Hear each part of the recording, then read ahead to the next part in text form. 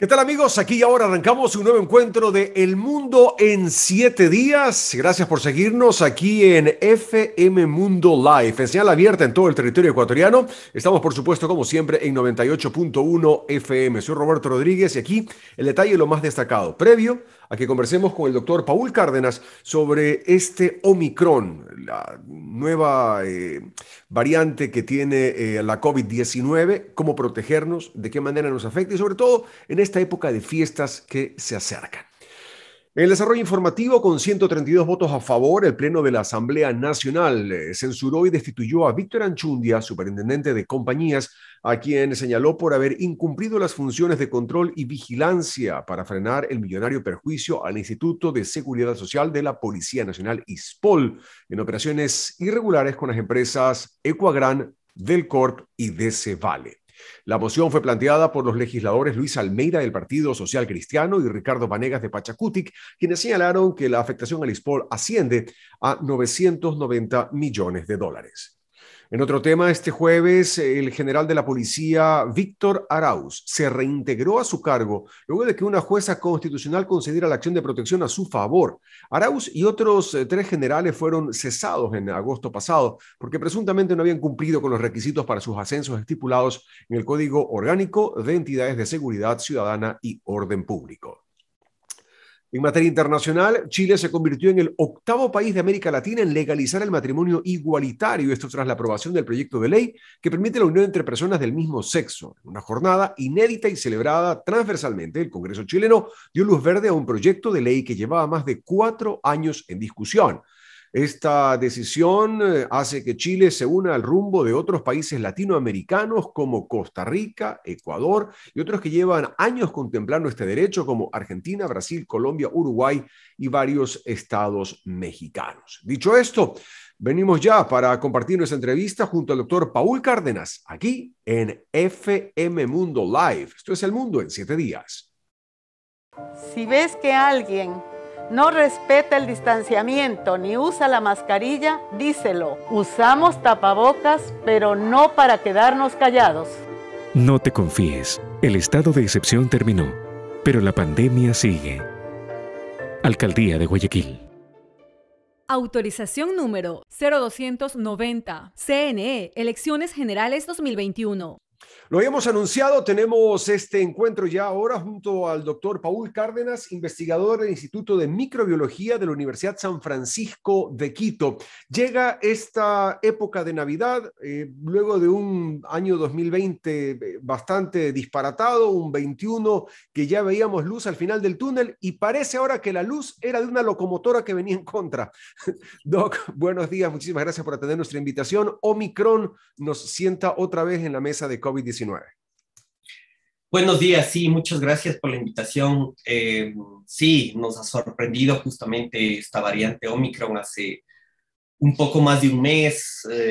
Habíamos estado sorprendidos de que gracias a las vacunas y seguir todavía con estas medidas de bioseguridad, de autoprotección, como es el uso de la mascarilla, a pesar de que se han dado aglomeraciones, etcétera, han aumentado los casos, pero no se han desbordado, no hemos llegado a nuevas olas de contagio.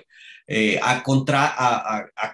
lo contrario que está pasando en otros países, como en Europa, donde ya existen olas de contagios. Y estábamos gratamente sorprendidos. Sin embargo, a pesar de que no estamos alarmados por el surgimiento de esta variante, sí nos preocupa y pienso que todos sí tenemos que estar pendientes. Todos estamos cansados de este virus. Los que trabajamos en la salud estamos muy, muy cansados de este virus, en definitiva. Y obviamente ha tenido una afectación económica ya 2 años también, y una afectación incluso social, es decir, no poder vivir la vida que teníamos antes del virus. Ahora, Doc, la pregunta viene hacia ese lado, es decir, vimos la variante Delta, ahora viene el tema de Omicron. La gente de Pfizer dice que este booster shot, la tercera vacuna, es favorable para defendernos de esta Omicron. Es decir, Pero un poco, ¿cómo lo ven ustedes desde el plano científico, ya la fría data? Es decir, esta va a ser, el COVID llegó para quedarse, no se va a ir, y esta es una constante la cual va a ser como una vacuna del flu, me atrevo a decir. Sí, lo más probable es que no podamos ya librarnos del COVID-19, sino cada cierto tiempo tengamos que ponernos una vacuna de refuerzo. Sin embargo, los datos de esta tercera dosis son bastante prometedores. En Israel, por ejemplo, han hecho una comparación de personas que se han puesto la segunda dosis versus que se han puesto la tercera dosis y ponerse esta tercera dosis ha disminuido el riesgo de hospitalizarse en más del 90%. Entonces, es súper importante esta diferencia. Y claro, muchos países incluso dicen que ahora para decir estoy completamente vacunado, no hay que decir estoy completamente vacunado a las 2 dosis, sino a las 3 dosis mejor.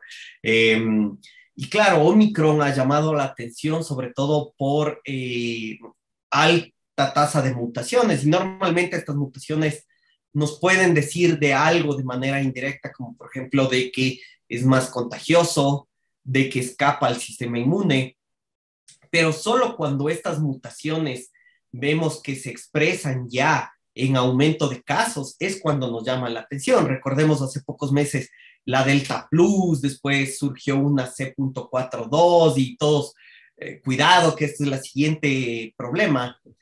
Sin embargo, en África y en Sudáfrica sobre todo se ha visto que esta Omicron ha desplazado a Delta por completo. Entonces, eso es lo que nos llama la atención justamente. Ahora, ¿cuáles son los riesgos de la Omicron? Es decir, tratando de ser lo más pragmático posible, ¿cuál es el riesgo de contagiarme con esta variante?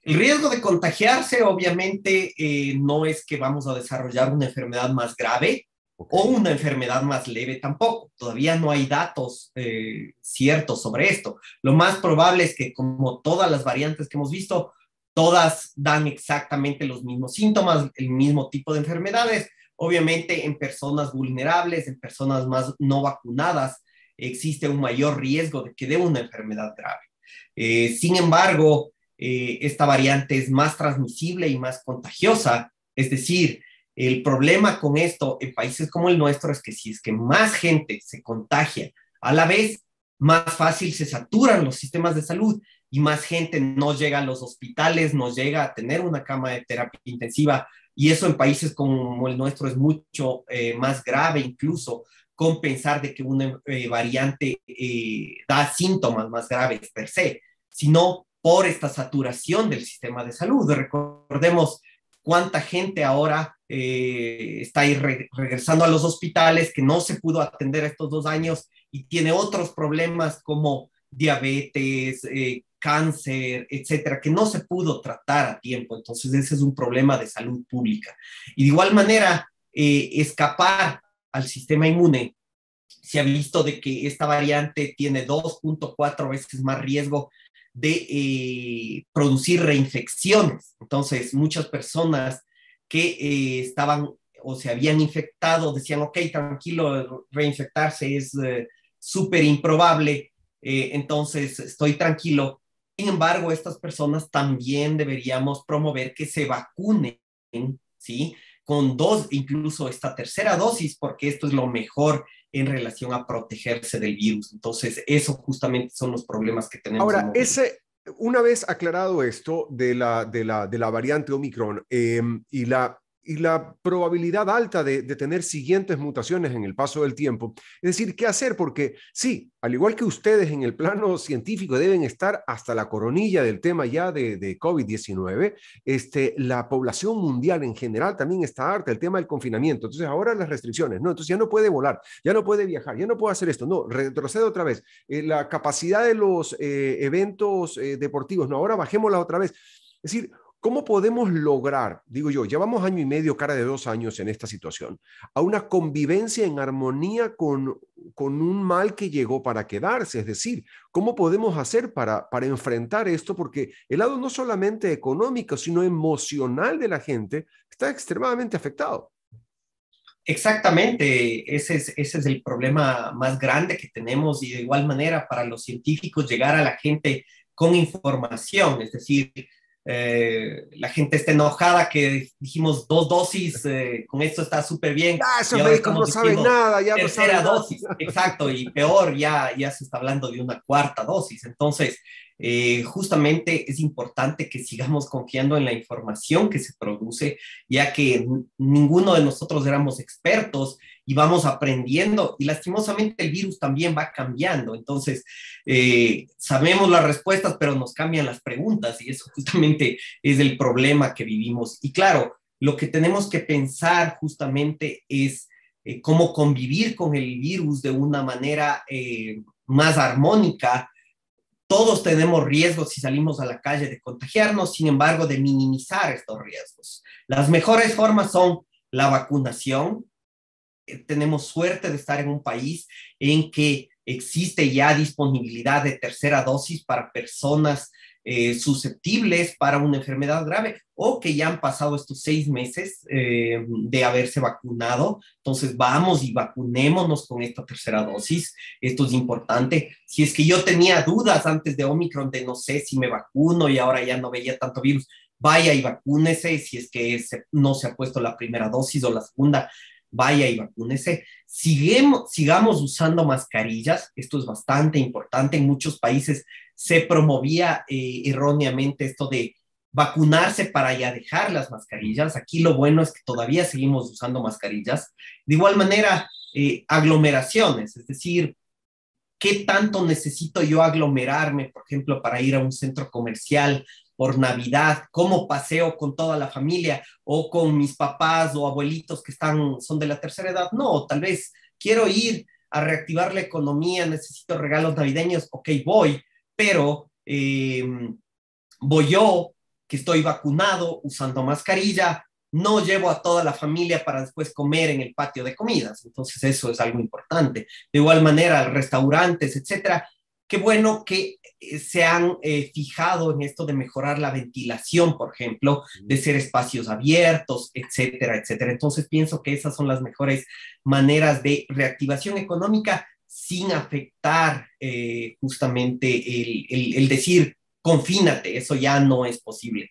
Y por último, las reuniones familiares, igual, no necesito hacer una reunión de 200 personas por el amigo secreto, sino me reúno entre 15, 20 personas de mi familia, del núcleo familiar. Si es que yo tengo una persona en mi familia que a pesar de que se ha puesto tercera vacuna, tiene cáncer, recibe quimioterapia, tiene diabetes, me cuido unos cuantos días antes para verle a esta persona sin problema, de igual manera en un ambiente bien ventilado, usando yo mascarilla, disminuyo y minimizo los riesgos. Como lo hemos dicho reiteradas ocasiones, no vamos a volver a lo antiguo cuando volvamos a la normalidad. No, no, no. Esta es la normalidad a la cual estamos abocados hoy a vivir y tenemos que irnos acostumbrando a vivir de esta manera y como usted bien lo dice, Doc, esta reactivación responsable de la economía, esta reactivación responsable de la salud familiar, de la salud mental también de quienes estamos afectados producto de esta COVID-19 durante estos prácticamente 2 años. Muchísimas gracias por el tiempo. Yo creo que ha sido extremadamente claro, Paul, con todas las recomendaciones. Con mucho gusto y siempre es importante ir a fuentes confiables, no a estas teorías de conspiración, a los mensajes de WhatsApp, de YouTube que nos llegan de que las vacunas tienen grafeno, cosas así. Vayamos a fuentes confiables justamente porque ahora es más importante confiar en la información que se produce porque es para el bien de todos. Muchas gracias, Roberto, un gusto. A ti muchísimas gracias, doctor Paul Cárdenas, investigador del Instituto de Microbiología de la Universidad San Francisco de Quito, con nosotros. Si ves que alguien no se lava las manos al llegar de la calle, díselo, pídele que se las lave. Usamos tapabocas, pero no para quedarnos callados. No te confíes, el estado de excepción terminó, pero la pandemia sigue. Alcaldía de Guayaquil.